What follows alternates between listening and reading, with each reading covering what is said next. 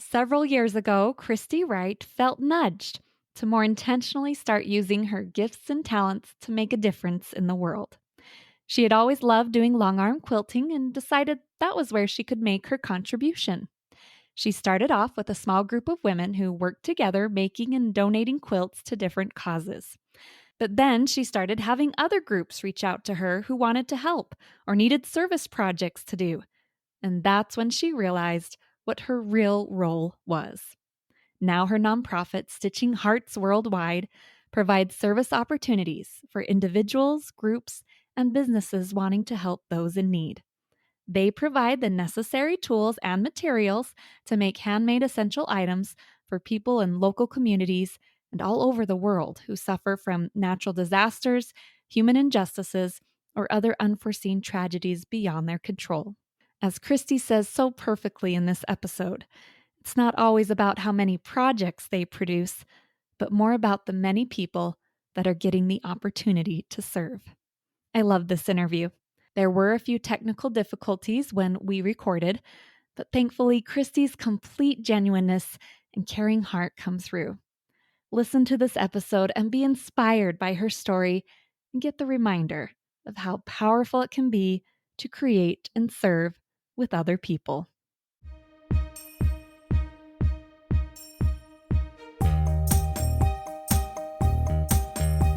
Welcome to the Do Something More podcast, a service-oriented show where we highlight the helpers who inspire us all to do something more. I'm your host, Melissa Draper. Thank you so much for being here.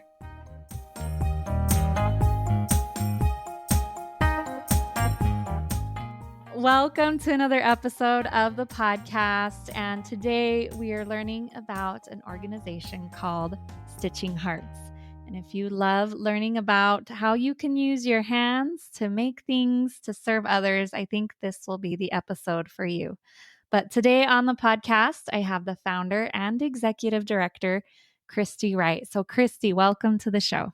Thank you so much for having me. I'm excited, Melissa, to be on and talk to you about this. It's something I love talking about.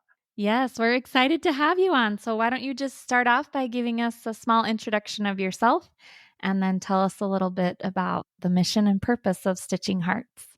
My name is Krysti Wright, and I have 8 children. I started when my children were mostly grown. I ran into a talk by Sister Esplin, and he asked us to be his hands. It was so inspiring to me that I listened to it, I read it, and I followed a counsel in it, and she talks about having to look and see what your talents are, find resources that you have, and counsel together, pull your shirt sleeves up. Well, ask if that's something that you should do, and then just pull your shirt sleeves up and get to work. So when I got started, I would wake 4:30 in the morning, and I tell you what, I just started writing down as much as I could. It would just flowed onto the paper, and I did a lot of that until finally I'm like, I don't have any more answers in my head. So I in that talk, she asked you to go and make sure this is something that you should do, and I did, and I felt very strongly that this is my mission in life. So with that trepidation, I'm a mother of 8, right, with no skill in business. I'm I didn't know how to start a bit. I did not know how to start it. And a nonprofit is a business, right? You have to know to keep it going. I just didn't look backwards. I just did roll my shirt sleeves up. I ran into a lady who'd been doing service for over 25 years. Her name is Rogan Gunther, and she, over the next couple of months, donated thousands of yards of fabric. Well, at that point, I had been a long arm quilter, so I knew I wanted to do something with quilting, and I had a business. And then I just started, okay, well, let's making quilts. So we started making quilts. She was sending them down to places. I got a phone call about 6 months in from doing this work with her, and I started asking others to help me put these quilt tops together and start quilting by tying or doing long arm. And by the time we got 6 months in, I did get this phone call from Lifting Hands International, Tracy, who asked if I could help quilt. They were sending out a trailer to Lebanon, I think it was Jordan, and they were 40-foot trailer and they needed quilts. So Mm. I thought, okay, let's do this. And when I went to talk to this other lady, she said, Krysti, you have a mission that's different than mine, and you need to just find a place for your own quilt. And Tracy had told me about the refugees that were out on the desert floor, and they needed these quilts or something to just keep the snakes and the scorpions off them. My heart was just melted, and I thought, I want to do something to make a difference. So by that first trailer that went out, we sent 10 quilts. And since then, we've sent thousands of quilts overseas. We've Mhm. also sent quilts here locally to homeless children in Salt Lake City and just all over. um, Yeah, Refugees coming over the border, those that are being replaced. It's just amazing to see how yeah. that happens.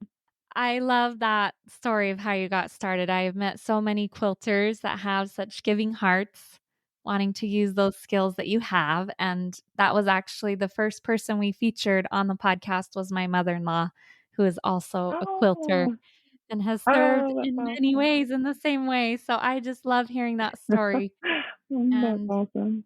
how you're inspired to want to share those gifts you've been given with others in so many unique ways.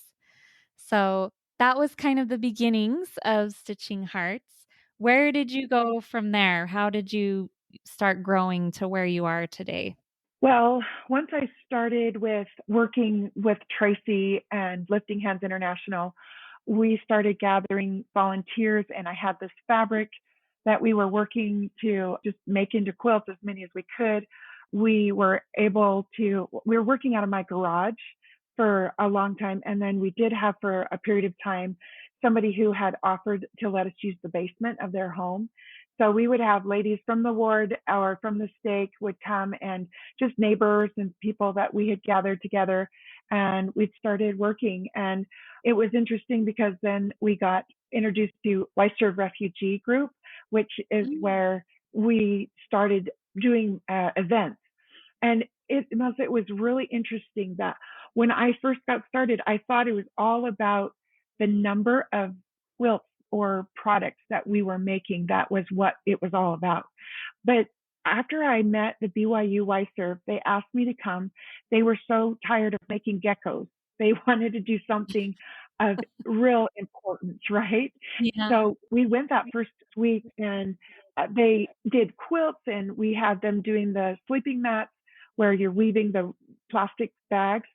And we had right. them just, I mean, there were so many things that they were doing. There were about 60 to 80 BYU students there that day. And at the end of the night, they were begging me to come back the next week. And I had no idea. But I tell you what, it was the best thing ever because I started watching week after week. We would load my van, drive it down, unload it at the dock at the Wilkinson Center. What I saw was so impressive, and it really impressed on my mind what the my mission really was. And it's not about how much we produce, it was about who we were allowing to help serve.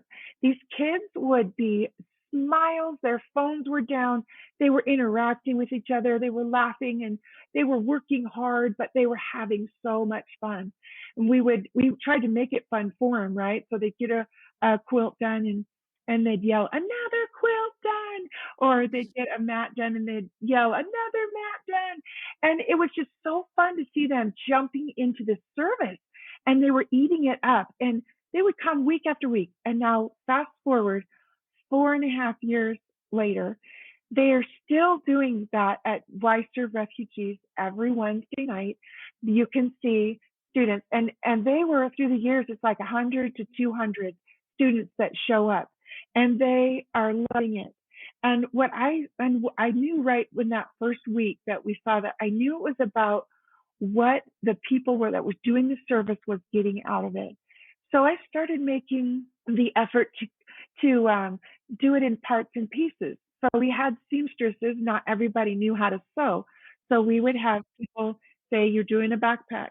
Well, we'd have the ladies sew the outside edge, and then they would do a casing, and then we'd stop. We wouldn't have the ladies finish that backpack because we would send it to the BYU students or to any other students because we started doing events with young men, older women, Coscroft Catholic School. They asked us to come and serve. We worked with the Islamic mosque, and they were just anybody, and everybody loves to serve. But we were providing them with the equipment, with the material, with everything that they needed to serve. And we took that part out, and then we just allowed them to serve. And they were loving it.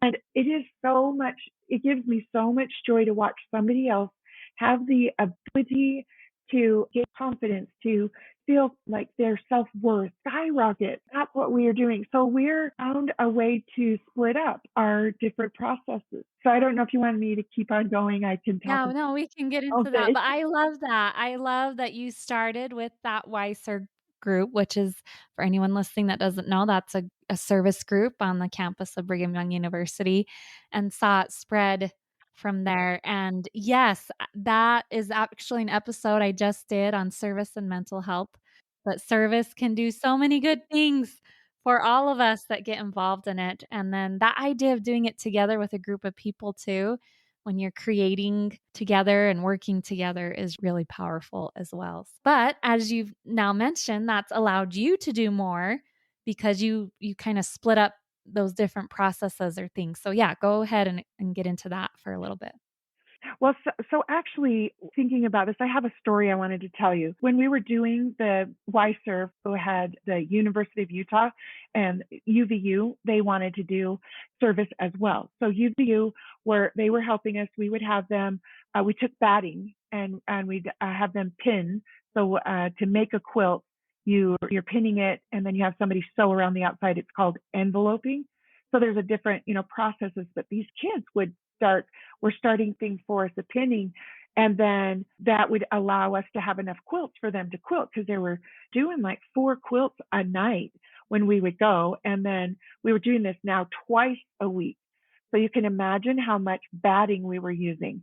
And my husband and I, we got to the point where we counseled again together, and I have to give my husband a shout out because when we first talked together and counseled, he was very supportive of me. And when I started bringing fabric home, because this lady, Roseanne, had thousands of yards of fabric at the very beginning to get started. And every time I bring a carload of fabric home, my husband would say, "Oh, looks like we need to go buy shelves."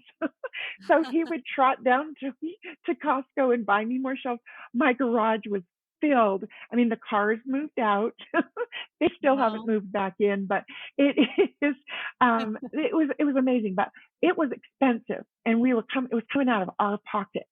We are not the wealthiest people in the world, and we just thought, I got to the point where my husband's like, "Krysti, we can't keep affording this," because we were up to like $7,000, and we're like, we can't keep doing this. So Right. he said, "Okay." I said, "Okay, well, I'll start asking for donations." Well, we started asking around for donations, and we were down to our last roll of batting. So a roll of batting, if for those who don't know, is 30 yards. We would get 12 to 14 quilts a night that we were doing, and sometimes that was 2 times a week that we were doing that. So 2 rolls of batting. That next couple of days after that night that we had done our last roll of batting, I got a phone call from some friends of mine who are working with Gathering Humanity in Arizona, and I had told them before that I'd love to help them with more quilts. We were sending some of our quilts down there as well. I said, "Well, I need batting. I need some donation money so I can buy my batting." So they called up, and they had a gentleman on the phone, and he said, "I hear that you need some money for batting. How much do you need?" And he Mhm. gave me my first $1,000 of donation money. And it was so touching to me that it wasn't just him offering, because that was huge that he would offer that. And he it was an amazing man that has donated much more than that to us. But it was that I knew the Lord was in charge. I knew that he cared and that he knew what I was trying to do. And he was there for me, but I had to go to the very brink. I had to be able to put my foot forward in faith and trusting that he would come through, and he did, and he has over and over again. That's a beautiful story, and we hear stories like that on this podcast all the time, where you put a little faith into what you're doing, what you felt inspired to do, and it's amazing how the opportunities and the people or even the money that shows up to help you in that process. So I love that. Yeah, Thank you so much for sharing. yeah. Well, you've mentioned the quilts and you kind of mentioned some other things, but you don't just do quilts now. You have projects for all sorts of things. You want to just kind of cover some of those? Sure. I did mention a little bit about backpacks. We do the drawstring backpacks, which are in great need. We do receiving blankets and items, burp rags, things for babies. We do the sleeping mats, and those are made out of woven grocery bags. A lot of people have seen those. We have looms. We rent out our looms and our quilting frames for a small fee so that people take them to their own event if you're going to host your own event. We also do things like marble mazes, which are help with someone who's autistic or anxious. We have the loveys that we make, which is about a 16 by 16 square with a little corner face of a little animal and some little ears. And those are for the children that we have sent. We have sent some to those who are traffic victims. And I don't know if you want me to finish the list, but I just another story popped up. Yeah, I'd love to hear it. Go ahead. Okay, okay. We sent a bunch of these levees to Alabama. I have a friend. She said that there were some people that really needed that help. So we sent a box full of these levees and some sleeping mats, and she distributed them. And we got a picture back a couple of weeks with a lady who was the adopted mother of this was a product of human trafficking. So it was a little baby, and this mother had adopted the baby, and she sent a picture with this lovey that she's holding the Mhm. baby and this lovey, and she said how much lovey comforted her, not only the baby but her as well, as they're going through this really hard time, and grateful for these small little things. I mean, it's something, it doesn't take to make a levy. It doesn't take a lot to make a backpack. But for the person who has nothing to put in the back, for the person who needs the comfort and the love, that is what is, we are portraying our love through our hands to others as we're donating these items. Yeah, and I love how you share that. It's simple. Those simple handmade items really can make a difference and help someone feel love in a moment when they need to feel it and feel connected. So, but yes, I'd love to hear any other stories you want to share. It's really interesting because the way that we were finding out, where we gave a lot of our stuff to Lifting Hands, and then we started getting some of the pictures back of where those were going, and it was amazing to see. You see a picture with something that you recognize the fabric. We know that we touched that fabric, that we worked with that fabric, and it is so satisfying to see that halfway around the world, all the way around the world, in a little girl's hands as it's being donated to her, or to a mother with a baby in her arms. It is just so satisfying to know that our efforts are getting to the people. It's a really wonderful opportunity to be in the position that I am in, so that I can see both sides, the person who made that item and the person who's receiving that item. Yeah, that's beautiful. So I did want to tell you, it's a lot of, since we got started and I had that fabric, we started asking people to donate. My thought process is there's a lot of ladies in this valley who have a lot of fabric stashed in their basements. And my goal is to get that fabric all in one place where we can all work on it. And the synergy of all of that fabric can do so much good. Well, we started getting people that were bringing their fabrics to us, and we roll it on cards for some of the fabrics, and then we have others. Then we started getting fabrics from Riley Blake Designs, and I'm telling you what, Cindy Cloward and her husband are the most generous people you will ever find. And they have donated thousands of yards of fabric to us. I can't say enough about how grateful I am for them and their generosity. Because of them, thousands of people have been blessed. This recently, we were given the opportunity to help make some quilts. Yeah. We made 500 quilts for the homeless youth in Salt Lake City. We were asked by the YES program with the Granite School District. And they have a lot of those children, and well, it's anywhere from a young child, is kindergarten up past high school. And these kids are just in really bad situations. Some of them are living with families in 2-bedroom apartments where they have 14 kids lined up on the floor. They have others who are in the foster care system, and they have nothing really to call their own. Worker that I've been working with, we donated the quilts to them, and she came back the last time to pick up the last load and said that she had gone to this. They're giving these kids these quilts on their birthdays. She had asked this boy who it was his birthday. She said, "Hey, I have a quilt for you." And he said, "Oh my gosh, did you make this for me?"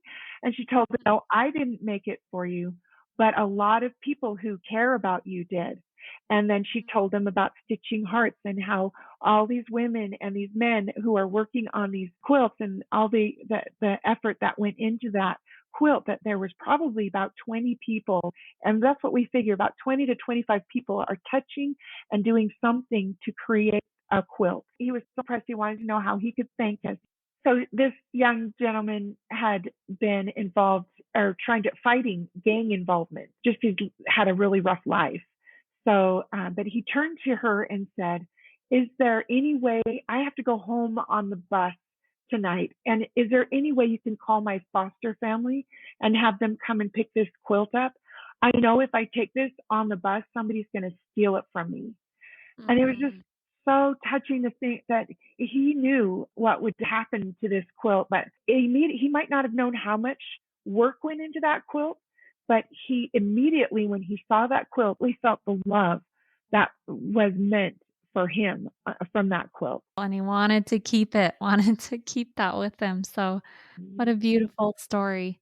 And now all that fabric is in a warehouse. You don't have it in your garage anymore. Is that right? That's right. Oh my goodness. Yes. About 4 years in, after we had somebody who graciously offered to have us for half the rent go into their warehouse. And then we recently just were able to get into a little bit larger space. And immediately we'd been in it for 3 months, and we had Riley Blake donate more fabric to us, and we're again full capacity. But I tell you, there's so much, it's so fun.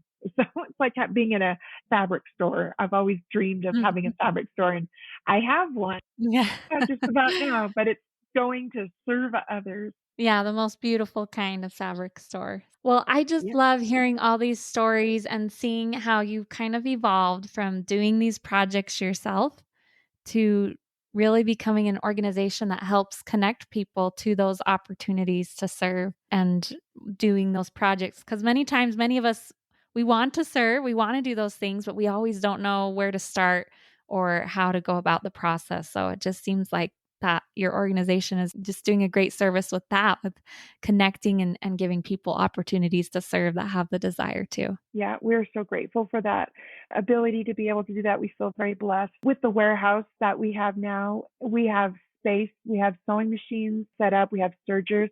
We need more volunteers to come to our warehouse to help work. We also have area managers. We have about 30 to 40 area managers all up and down the state of Utah. If you happen to want to work from home, we have kits that are available from home, or come down and help us put the kits together at the warehouse.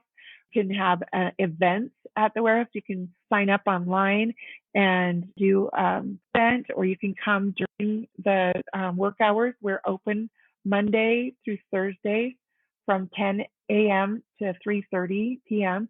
And on Fridays, we're open from 10 to 12:30. So what we really need right now are more willing hands. We need Mhm. people to be able to put these quilts and these fabrics together to make more, to bless more lives. Yes. Well, I will put a link to your website so that anyone listening can go and sign up or see some of those opportunities that are available. And then, Krysti, we have listeners from all over. So I also love kind of ending each episode with just a general advice and encouragement. So, what general advice and encouragement would you give to anyone that's wanting to serve in this way with these handmade items? Or how would you encourage them to act on some of those thoughts they've had? If you've got that heart, it's really important that you just do something, because everybody has that innate inside if they have cultivated that service oriented thoughts. And as you go forward, don't worry about what you're doing. Just reach out and do something. Smile. Just give somebody an ear, listening ear. Just simple little things. It doesn't have to be a big production. I think we need to get away from doing the big productions. I see some of these sweet ladies that are coming into my warehouse. There's one that comes in and she is a special needs. And her caretaker brings her in, and she was so excited that she had learned how to crochet a hat. And she Mm. told me so excitedly that she had crocheted this. And to me, it doesn't matter what skill level you have. If you have that desire in your heart to serve, you are serving God. Not only are you serving your fellow man, but you are serving God. And he shows his gratitude to you. And as you serve, you feel better about yourself. You have a better sense of who you are and that you are priceless. No matter where you are, no matter what's done to you, no matter what you've had in your life, the Lord loves you, and you can love others through your acts of service. That's such beautiful advice. I just want to add, as someone who is not a quilter and sewer, anyone can do it. Anyone can really step in there. I've had many a person instruct and show me how to do it. So, well, Krysti, thank you so much for being on the show today and for being willing to come on and share about all the beautiful things Stitching Heart does. Just some last thoughts from you. I'm so grateful, Melissa, that you have asked me to be a part of this podcast, and thank you again for this opportunity. That concludes my interview with Krysti Wright, the founder of Stitching Hearts Worldwide. And she shared so many great stories in there, so many different ways that the projects their organization is doing are helping people really all over the world. And I especially loved how she shared they got their start and when she really realized what the focus of her nonprofit was when they started serving with that Why Serve group on a college campus. And then that expanded to other college campuses. And the opportunity she had to see how she was bringing these students together and how excited so many of them were to come and be part of this cause and just have something to work on. And she realized that that was the purpose of her nonprofit. That's the role that she needed to fill, was to bring people together, give them the opportunity to serve. And I just love that. I think that's a great role that she's fulfilling, because I think there are so many times many of us want a project to do with a group of people in our organization or want ways that we can serve. We always don't know how to go about that or how to reach the different organizations that need the services we're willing to give. And so I love that she's closing that gap. And then just the joy that comes from creating and making something together, and then being able to see, as she said, you see a picture, you see that in the hands of another person and the joy that it brings them in their life. So, great organization. I'm going to leave a link to Stitching Hearts Worldwide website, because on there they have a whole list of projects that you can get involved in, and they give a lot of different ideas if you want to support their organization. And if you don't live near Stitching Hearts, there in Utah County, you can still see some of those ideas and the organizations they work with and get ideas for things to do in your community or different projects that you can maybe be a part of. So it's a great place to check out. I will leave a link to that. And I really love this interview with Krysti and her genuineness in every good thing that she does. So thank you so much for being here. I'll see you next time.